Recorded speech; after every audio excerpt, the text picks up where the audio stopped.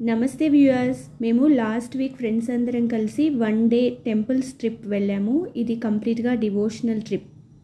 అయితే ఇక్కడ స్పెషల్ ఏంటంటే మేము 4 టెంపుల్స్ ఒకే రోజు మార్నింగ్ 9 o'clock టు ఈవినింగ్ 5 లోపు కవర్ చేసాము.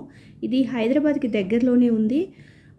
ఆ ఇన్ఫర్మేషన్ మీకు షేర్ చేసుకుందామని అనిపించింది. మీకు కూడా నచ్చితే కుదిరితే మీరు కూడా 1 డేలో ఈ ట్రిప్ వెళ్ళి రావచ్చు అని అనిపించింది. ఇది మేము చూసిన ఫస్ట్ టెంపుల్ శ్రీ అనంత పద్మనాభ స్వామి టెంపుల్. ఇది కొత్తూరు మండలం పెంజర్ల విలేజ్లో ఉంది.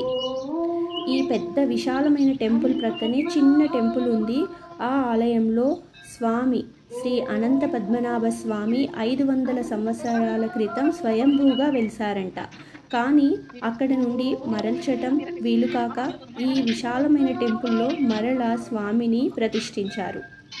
ఈ ఆలయం చాలా పీస్ఫుల్గా ఉంది. చుట్టూ చెట్లు, ఫామ్ ల్యాండ్స్, పంటలు ఉండి ఒక పాజిటివ్ ఎనర్జీకి రీఛార్జ్గా చాలా బాగుందండి.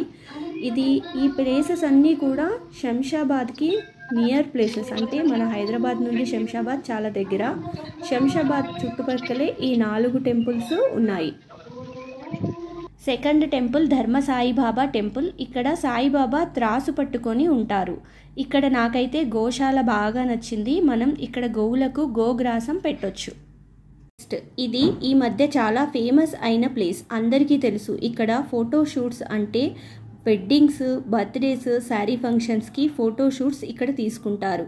మన మహేష్ బాబు మూవీ మురారి నుండి అందరికీ ఇది బాగా తెలుసు. ఇక్కడ టీవీ సీరియల్స్, సాంగ్స్ షూటింగ్స్ కూడా జరుగుతాయి. సో ఇప్పటికే తెలిసిందనుకుంటా ఈ అందమైన అమ్మపల్లి శ్రీ సీతారామచంద్ర స్వామి టెంపుల్ అని.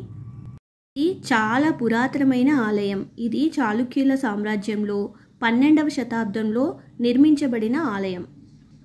ఇది మేము చూసిన 4వ టెంపుల్. దీన్ని బెంగాలీ స్వర్ణశిల్పి కమ్యూనిటీ వాళ్ళు వివేకానంద కాళీ మందిర్గా కట్టారు. ఇది శంషాబాద్లోని నార్కుడా విలేజ్లో ఉంది.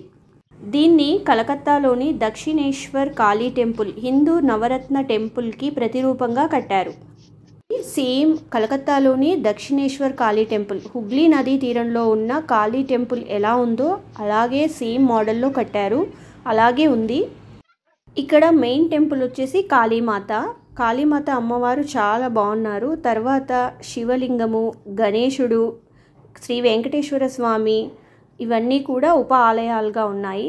అండ్ ఇక్కడ రాధాకృష్ణ కూడా చాలా బాగున్నారు. లాస్ట్లో మేము చూసాము రాధాకృష్ణ టెంపుల్, చాలా బాగుంది.